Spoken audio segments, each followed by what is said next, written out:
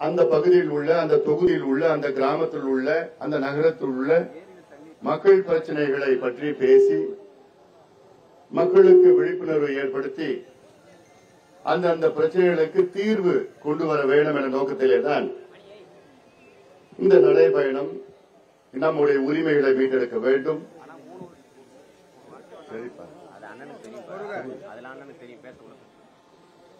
இந்த நிகழ்வில் கலந்து கொண்டு என்னுடன் வருகை தந்திருக்கின்ற பாட்டாளி மக்கள் கட்சியின் பொதுச் செயலாளர் மரியாதைக்குரிய திரு வடிவேல் ராவணன் அவர்கள்,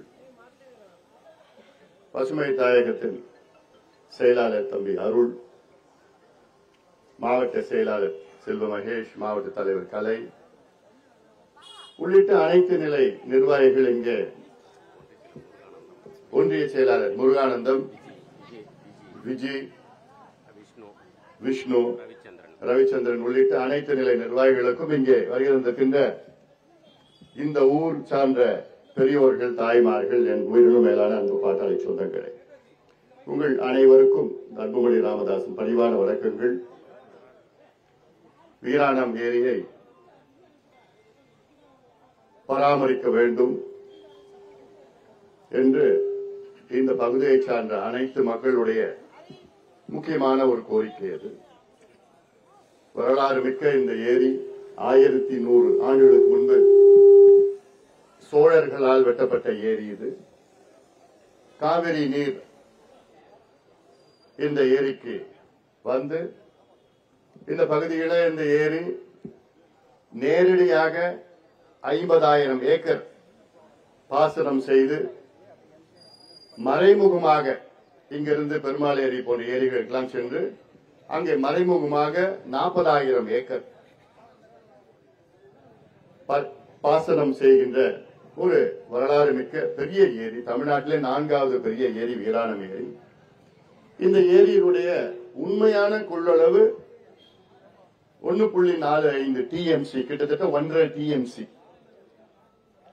இந்த ஏரியை வெட்டிய காலத்தில் அப்பொழுது ஏரியுடைய ஆழம் கிட்டத்தட்ட 47 அடி. இந்த ஏரி வெட்டியிலிருந்து சோழர்களால் வெட்டப்பட்ட அந்த காலத்திலிருந்து இப்பொழுது மக்களாட்சி நடந்து கொண்டிருக்கிறது. இந்த மக்களாட்சி காலத்திலே ஒரு முறை கூட இந்த ஏரியை தூர்வாரவில்லை. இப்பொழுது இந்த ஏரியினுடைய ஆழம் கிட்டத்தட்ட 20லிருந்து 25 அடி தான். ஆக கிட்டத்தட்ட 20 அடி தூர்ந்து போன இந்த ஏரி இன்றைக்கு இந்த ஏரியினுடைய கொள்ளளவு கிட்டத்தட்ட 1 TMC தான். இந்த ஏரி இந்த பகுதி மக்களுக்கு மட்டுமல்ல, சென்னையில் வாழ்ந்து கொண்டிருக்கின்ற 1 கோடி மக்களுக்கு பயன்படுகின்ற இந்த ஏரி. அன்றாடம் இந்த ஏரியிலிருந்து 18 கோடி லிட்டர் தண்ணி ஒரு நாளைக்கு இந்த ஏரியிலிருந்து சென்னை மக்களுக்கு கொடுக்கின்ற இந்த ஏரி 18 கோடி லிட்டர் தண்ணி. சென்னைக்கு ஒரு நாள் தேவை கிட்டத்தட்ட 120 கோடி லிட்டர் தண்ணி. அதுல 18 கோடி லிட்டர் தண்ணி இந்த ஏரியிலிருந்து மட்டும்தான் போகுது சென்னை மக்களுக்கு. ஆக எவ்வளவு பெரிய ஒரு ஏரி, எவ்வளவு பெரிய ஒரு பாரம்பரியம், எவ்வளவு பெரிய ஒரு வரலாறு. அப்படிப்பட்ட வரலாறு மிக்க இந்த ஏரியை நாம் பராமரித்திருக்க வேண்டும். இதை தூர்ந்து போன இந்த ஏரியை தூர்வாரி இருக்க வேண்டும். கரைகளை இன்னும் பலப்படுத்தி இருக்க வேண்டும். 28 மதகுகள், அதாவது கிழக்கு கரையில 28 மதகுகள். இந்த கிழக்கு கரை மட்டும் கிட்டத்தட்ட 16 கிலோமீட்டர்.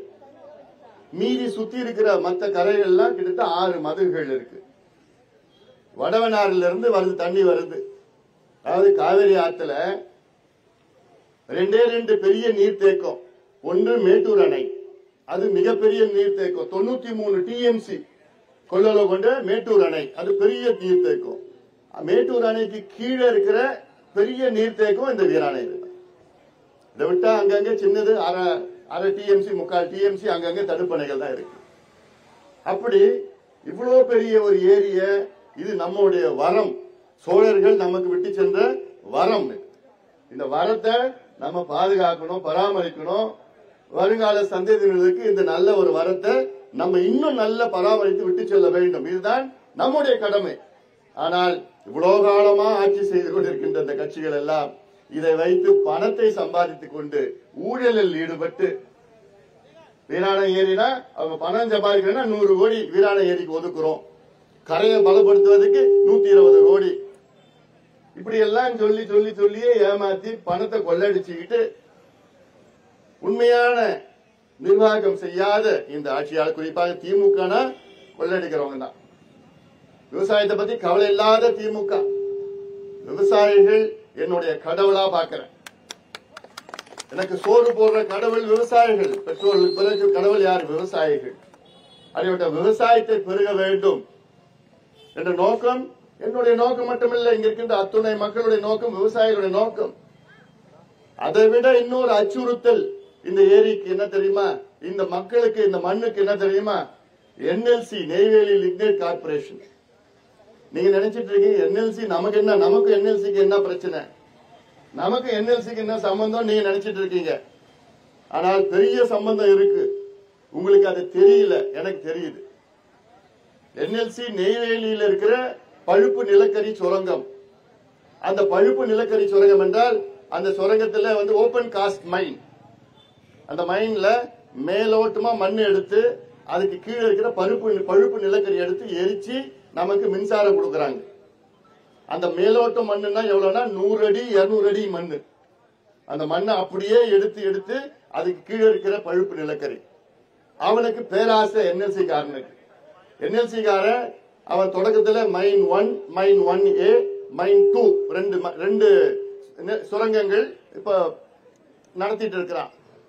அவனுக்கு என்ன பேராசை? மைன் 3 3வது சுரங்கமும் தொடங்கணும்னு அவனுக்கு ஒரு பேராசை. அந்த மைன் 3 எங்க தொடங்க போறானா, சேத்தியாத்தோ பக்கத்துல, புவனகிரியில, கமாபுரம் பக்கத்துல 26 கிராமத்தை தேர்வு பண்ணிட்டான். அந்த 26 கிராமத்துல 12,500 ஏக்கரை அது குறி வச்சிட்டான். அதுக்கு நிதி ஒதுக்கீடு செஞ்சிட்டான். அதுக்கு மத்திய அரசு அனுமதி கொடுத்துருச்சு. அதுக்கு இங்க மாநில அரசு அனுமதி கொடுக்கணும். ஸ்டாலின் அவர்கள் டேபிள்ல அந்த ஃபைல் இருக்கு. இப்போ முதலமைச்சர் ஸ்டாலின் அவருக்கு டேபிள்ல அந்த ஃபைல் இருக்கு. அவர் கையெழுத்து போட்டார்னா 26 கிராமத்து மக்கள் அப்படியே கிளம்பணும். அவங்க வீடு, அடையாளம், அவங்க கோயில், கோலம், கல்லறை, சுடுகாடு எல்லாத்தையும் விட்டுட்டு போயிடணும். இப்படிதான் திமுக ஆட்சி நடைபெற்றுக் கொண்டிருக்கிறது. இன்னொன்னு, உங்ககிட்ட இங்க வீராண பகுதி மக்களுக்கு என்எல்சிக்கு என்னன்னா, என்எல்சி காரன் அதோட நிறுத்தல. அவன் இன்னும் 3 நிலக்கரி சுரங்கத்தை திட்டமிட்டு இருக்கிறான். அது அறிவிச்சுட்டான். வேற என்ன நிலக்கரி சுரங்கம்? வீராணம் நிலக்கரி சுரங்கம், பாளையங்கோட்டை நிலக்கரி சுரங்கம், சேத்தியாத்தோப்பு நிலக்கரி சுரங்கம். இந்த 3 நிலக்கரி சுரங்கத்தை அவன் அறிவிச்சிருக்கிறான். அவனுக்கு என்னன்னா, இந்த 3வது சுரங்கத்தோட அனுமதி கொடுத்தானா அடுத்து இன்னும் 3 வீராண நிலக்கரி சுரங்கம். என்ன தெரியுமா? வீராண ஏரி சுத்தி உள்ள நம்முடைய முப்போகம் விளைகின்ற அந்த பொன்னான மண்ணை நிலக்கரி, என்எல்சி நிலக்கரி சுரங்கத்துக்கு தமிழ்நாடு அரசு கொடுத்து அவன் இங்க அந்த மண்ணெல்லாம் மேலெல்லாம் எடுத்து இதுக்கு கீழே இருக்கிற நிலக்கரியை எடுத்து கரண்ட் தயாரிக்கிறதுக்கு அவன் என்எல்சி திட்டமிட்டு இருக்கிறான். எவ்வளவு ஒரு மோசடி இது, எவ்வளவு அநியாயம் இது, எவ்வளவு ஒரு துரோகம். ஆனா நீங்க அமைதியா இருக்கிறீங்க. நமக்கு என்னப்பா, நமக்கு என்ன பிரச்சனை? அங்கதானே எடுக்கிறான், புவனகிரியில் தானே எடுக்கிறான், கமாபுரத்துல தானே எடுக்கிறான். இங்க எப்படி வந்துருவான்? வர விடுவோமா அப்படின்னு இன்னைக்கு நீங்க உங்க கோபத்தை காமிச்சாதான் அங்க நிறுத்த முடியும். என்எல்சி காரன் நிறுத்த மாட்டான். அவனுக்கு மத்திய அரசு, மாநில அரசினுடைய ஆதரவு இருக்கு. குறிப்பாக என்எல்சி காரனுக்கு முதலமைச்சர் ஸ்டாலின் அவருடைய ஆதரவு இருக்கு. இங்க இருக்கின்ற விவசாயத்துறை அமைச்சர் முட்டம் எங்க எவ்வளவு தூரம் முட்டம் அது கூடமா தெரியாது அமைச்சருக்கு. ஏன் அவர் நிலைமை எடுக்க போறாங்க? இன்னைக்கு அவர் அமைச்சர், இன்னும் 4 மாசம் தான் அமைச்சரா இருக்க போறாரு. அதுக்கப்புறம் முடிஞ்சு போச்சு. இந்த லைட்டு கார் எல்லாம் முடிஞ்சு போச்சு. முதல்ல அவன் முட்டத்துல தான் எடுப்பான், அவங்க நிலத்துல எடுப்பாங்க. அவருக்கு பிரச்சனை இல்லை. ஆனா நிறைய வச்சிருக்கிறாரு, எங்க வச்சிருக்கிறாரு. ஆனா நீங்க உங்களுக்கு தான் பாதிப்பு. ஆனா அவங்க அப்பா இருந்திருந்தாருன்னா எல்லாரும் சண்டை போட்டு இருப்பார். யாரு? எம்.ஆர். கிருஷ்ணமூர்த்தி, முட்டம் கிருஷ்ணமூர்த்தி. அவர் இருந்திருந்தாருன்னா இன்னைக்கு அவர் அன்னைக்கு கலைஞரே கேள்வி கேட்டார். கலைஞர் பயப்படுவார் அவரை பார்த்து. அவர் நியாயமானவர், உறுதியானவர். ஆனா அவர் புள்ள எதனா எடுத்துட்டு போங்கப்பா, எனக்கு வந்தா போதும். எவ்வளவு அநியாயம்! அவருடைய மண்ணு, அவருடைய அடையாளம், அவரோட ஊரு, அவங்க அப்பாவுடைய ஊரு. இன்னைக்கு என்எல்சி 3வது சுரங்கத்தை நீங்க எதிர்த்தா நீங்க என்ன நினைச்சுக்கலாம்? நாங்க எங்க வீராணத்துல இருக்கிறோம், நாங்க காட்டுமன்னார்குடியில இருக்கிறோம், புவனகிரி, கமாபுரம் அங்கெல்லாம் எங்கேயோ இருக்குது, எங்களுக்கு அதிக சம்பந்தம் இல்ல. நான் அங்க எடுத்து அடுத்தது வருவான். இப்ப இல்ல, 20 வருஷம் 30 வருஷம் உங்க பிள்ளைங்க, உங்க பேர பிள்ளைங்க பாதிக்கப்படுவாங்க. அதுக்கு நீங்க இன்னைக்கு குரல் கொடுக்கணும், இன்னைக்கு எதிர்க்கணும், இன்னைக்கு கேள்வி கேட்கணும், இன்னைக்கு திமுகவை எதிர்க்கணும். ஏன்னா முதலமைச்சர் ஸ்டாலின் பாருங்க, அவருக்கு என்னன்னா தஞ்சாவூர்ல நிலக்கரி சுரங்கம் வந்தா அவருக்கு கோபம் வருது. நானும் டெல்டாக்காரன் அப்படின்னு சொல்றாரு, கோபம் வருது. நிச்சயமா நான் வர விட மாட்டேன்னு உறுதி கொடுக்கிறார். எங்க? தஞ்சாவூர்ல மைக்கேல்பட்டின்னு ஒரு பகுதியில். மதுரையில டங்ஸ்டன் சுரங்கம் வந்ததுன்னா ஸ்டாலின் அவர்களுக்கு பயங்கர கோபம் வரும். மதுரையில அரிட்டாப்பட்டின்னு ஒரு கிராமம், அங்க டங்ஸ்டன் சுரங்கம், அது மொத்தத்துல 2500 ஏக்கர். நான் தான் முதல்ல போய் அங்க போராடி நிறுத்தினேன். என்னை வச்சுதான் போராடி என்னென்ன செய்யணும்னு சொல்லி நிறுத்தியாச்சு. ஆனா அதுக்கு கோபம், ஸ்டாலினுக்கு கோபம். சட்டசபையில் என்ன பேசுறாரு ஸ்டாலின்? என்னுடைய முதலமைச்சர் பதவி போனாலும் பரவாயில்ல, இந்த மதுரையில டங்ஸ்டன் சுரங்கத்தை வரவிட மாட்டேன். யார் சொன்னது? முதலமைச்சர் ஸ்டாலின். அதே போன்ற முதலமைச்சர் ஸ்டாலின் சட்டமன்றத்தில் தஞ்சாவூர்ல டெல்டாவில நிலக்கரி சுரங்கம் வரவிட மாட்டேன், ஆனா கடலூர் மாவட்டத்தில் வரலாம். இதுதான் ஸ்டாலின். வாய திறக்கலைங்க இது வரைக்கும். கடலூர் மாவட்டத்தில் நிலக்கரி சுரங்கம் வர்றதுக்கு இது வரைக்கும் ஒரு வார்த்தை ஸ்டாலின் அவர்கள் வாய திறக்கலனா, அப்போ நீங்களாம் என்ன இலகாரமா? நீங்களாம் மட்டமாவா? அவங்களாம் ஒஸ்தியா? அங்க இருக்கிறவங்க ஒஸ்தியா? நீங்க என்ன அவ்வளவு மோசமா? நீங்க நான் பாவப்பட்டவங்களா? அவ்வளவு புண்ணியம் பண்ணிருக்காங்களா? என்னையா அரசியல் நடத்துறீங்க? என்னையா நிர்வாகம் நடத்துறீங்க? எதுக்கா நீ முதலமைச்சரா இருக்கிறீங்க? எதுக்கு அமைச்சர்களா இருக்கீங்க? ஸ்டாலின் அவர்கள் சொல்றாரு, நம்ம ஆடுறாரு. யாரு அமைச்சர்? என்ன ஆடி என்ன பண்ண போறீங்க? நம்ம மண்ணையும் எல்லாத்தையும் அழிச்சிட்டு போனாங்க. பெண்கள் கேட்டாங்க என்கிட்ட, ஐயா எங்க குளம் அப்படியே மோசமா இருக்குது, எங்களுக்கு குளத்தை கொஞ்சம் தூர்வாரி அந்த கரையை கொஞ்சம் கட்டி கொடுங்க, எங்களுக்கு யூஸ்ஃபுல்லா இதான். இதை விட்டுட்டு இல்ல நீங்க கிளம்புங்க, உங்க நிலம் எங்களுக்கு வேணும். இந்த நிலம் தான் எனக்கு சோறு போடுது. சென்னையில நான் இருக்கிறேன், எனக்கு சோறு போடுற நீங்க தான். நீங்க இந்த மண்ணை அழிச்சுட்டா நாளைக்கு எங்கேயே சோறு கிடைக்கும்? நம்ம பிச்சை எடுக்க போறோமா? யார்கிட்ட பிச்சை எடுப்போம்? ஆந்திராக்காரன் ஐயா சோறு போடியா, நாங்கெல்லாம் மண்ணெல்லாம் அழிச்சிட்டோம்யா, மண்ணெல்லாம் பெரிய கம்பெனிகிட்ட கொடுத்துட்டோம்யா. இல்ல வெளிநாட்டுல தாய்லாந்து, கம்போடியா, லாவோஸ், வியட்நாம், அங்கதான் பெரிய அங்க நில புரட்சி அங்க நடந்துட்டு இருக்குது. நிலத்தை அங்க கொடுக்கறது இல்ல, நிலத்தை அங்க பயன்படுத்துறாங்க, நிலத்தை பாதுகாக்கிறாங்க. அவங்கிட்ட போய் ஐயா இந்தியாவில தமிழ்நாட்டுல எங்க நிலத்தெல்லாம் ஒழிச்சிட்டோம்யா, அழிச்சிட்டோம்யா, எங்களுக்கு சோறு இல்லையா அப்படின்னு கேட்க போறோமா? இது நம்ம காலத்துல வராது. ஆனால் நம் சந்ததியினர், உங்கள் சந்ததியினர், உங்க பேர பிள்ளைங்க, கொள்ளு பேர பிள்ளைங்க, அவங்களுக்கு பாதிப்பு வரும்னு அது என்னுடைய கடமையா நான் பாக்குறேன். வருகின்ற தலைமுறைகளை காக்க வேண்டும், அதான் இந்த நடைபயணத்துடைய நோக்கம். அதனால இதையெல்லாம் ஒரு கோபமா கொந்தளிப்பு வரணும், உங்களுக்கு கோபம் வரணும். விவசாயிகள் மத்தியில ஒரு ஆத்திரம், ஒரு கோபம் வரணும். மண்ணையும் விவசாயத்தையும் மண்ணையும் அழிக்கிறவன் அவன் நிர்வாகம் செய்யறவன அவன் எதிரி, விவசாயிகள் எதிரி, இந்த மண்ணுக்கு எதிரி, மக்களுக்கு எதிரி. யாரு? இன்னைக்கு திமுக நினைச்சிட்டு இருக்காங்க, திமுக நினைச்சிட்டு இருக்கிறாங்க. இங்க இருக்கிற ஒரு விவசாயிகளும் திமுகவுக்கு ஓட்டு போடக்கூடாது, ஒரு விவசாயிகளும் போடக்கூடாது, ஒரு பெண் கூட போடக்கூடாது, ஒரு இளைஞர் கூட போடக்கூடாது. மோசடி நடந்துட்டு இருக்கு. அதனாலதான் இங்க நான் வந்திருக்கிறேன். நான் இந்த வீராணம் ஏரி, நம்முடைய சோழர்கள், நம் முன்னோர்கள் கட்டிய ஏரி, இதை பராமரிக்கணும், பாதுகாக்கணும். இன்னும் இதை ஆழப்படுத்தணும், இன்னும் அகலப்படுத்தி, இன்னும் கொஞ்சம் கரையை பலப்படுத்தணும். இன்னும் கொஞ்சம் 1.5 TMC இருந்து 2 TMC கொள்ளளவு இன்னும் நிறைய விவசாயம் பண்ணலாம்.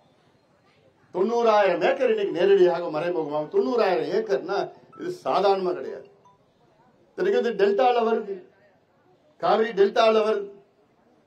காவிரி டெல்டா பகுதி பாதுகாக்கப்பட்ட வேளாண் மண்டலம், புரொடெக்டட் அக்ரிகல்ச்சரல் ஜோன் அப்படின்னு ஒரு சட்டத்தை கொண்டு வர செய்தவன் இந்த அன்புமணி ராமதாஸ்.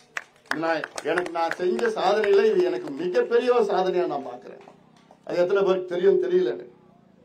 இந்த காவிரி பகுதியில காவிரி டெல்டாவை பாதுகாக்கப்பட்ட வேளாண் மண்டலமாக அறிவிக்க சொன்னது முதல் சொன்னது நான் தான். போராட்டம், அதுக்கப்புறம் ஆர்ப்பாட்டம், தொண்டு பிரசுரம், அழுத்தம், பிரஸ் மீட், நாடாளுமன்றத்தில் பேசினேன், சட்டமன்றத்தில் பேச வச்சேன். முன்னாள் முதலமைச்சர் எடப்பாடி பழனிசாமிய இது சம்பந்தமா 10 முறைக்கு மேல பார்த்து அழுத்தம் கொடுத்து அதுக்கப்புறம் அவர் சட்டத்தை கொண்டு வந்தார். கொண்டு வந்தது அவரு, ஆனால் அது கொண்டு வர செஞ்சது அன்புமணி ராமதாஸ். ஏன் இதெல்லாம் நம்ம பாத்துக்கணும், பாதுகாக்கணும். நம்ம மண்ணையா, நம்ம விவசாயியா. ஆனா இன்னைக்கு இந்த மண்ணெல்லாம் போய் வரப்ப பார்த்தேன், ரியல் எஸ்டேட் பொண்ணான மண்ணு, இத பிளாட் போட்டு வித்து. அதான் புரியல எங்களுக்கு. எனக்கு புரியுது, நான் உலகம் முழுவதும் பார்த்திருக்கிறேன். எனக்கு தெரியுது எவ்வளவு பேரழிவுகள் மற்ற நாடுகள் மற்ற மாநிலங்கள்லாம் சந்திச்சிருக்கிறது. இந்த நேம் ஆஃப் டெவலப்மெண்ட், வளர்ச்சியின் பேர்ல விவசாய மண்ணை அழிச்சு வளர்ச்சி. என்ன வளர்ச்சி? என்ன வளர்ச்சி நடந்துதா? வளர்ச்சினா சும்மா ஒரு 10-20 பேர் பெரிய பெரிய ஆயிரக்கணக்கான கோடீஸ்வரன் ஆகிறதுக்கு, ஆயிரக்கணக்கான கோடிக்கணக்கான மக்கள் இன்னைக்கு வறுமையில வாழணுமா? அதான் வளர்ச்சியா? அதனால இதெல்லாம் சிந்தியுங்கள், கோபத்தை வெளிப்படுத்துங்கள். இந்த திமுக ஆட்சியை அகற்றணும். போதுமா? ஊழல் ஆட்சி, திமுக ஆட்சி, கொடுங்கோல் ஆட்சி, விவசாயிக்கு எதிரான ஆட்சியை அகற்ற வேண்டும். அதற்கு உங்களுடைய ஆதரவு வேண்டும். பெண்கள், விவசாயிகள், இளைஞர்கள் 3 பேரும் பண்ணா முடிஞ்சு போச்சு. அரசு ஊழியர்கள் எல்லாம் வாங்க, ஒரு மாற்றம் வேண்டும், ஆட்சி மாற்றம் வேண்டும். ஏன்னா இந்த கொடுங்கோல் ஆட்சி, ஸ்டாலின் அவர்களுக்கும் விவசாயத்துக்கும் சம்பந்தம் இருக்கா? அவருக்கு இப்ப விவசாயத்தை பத்தி ஏதாவது தெரியுமா? இல்ல எதை பத்தியாவது ஏதாவது தெரியுமா? ஒண்ணும் தெரியாது, ஒண்ணுமே தெரியாது. சும்மா ஒரு பேப்பர் கொடுக்குறாங்க, அதை படிச்சுட்டு போறாரு. கேமரா ஆக்ஷன், டேக் கேமரான்னு சொல்லிட்டு தினம் ஷூட்டிங் நடக்குது, அவ்வளவுதான். உண்மையிலே அவருக்கு தெரியல. அதனாலதான் நான் சொல்றேன், அவர் மாத்துங்கப்பா. தெரியாதவங்க மாத்துங்க, மாத்தணும்.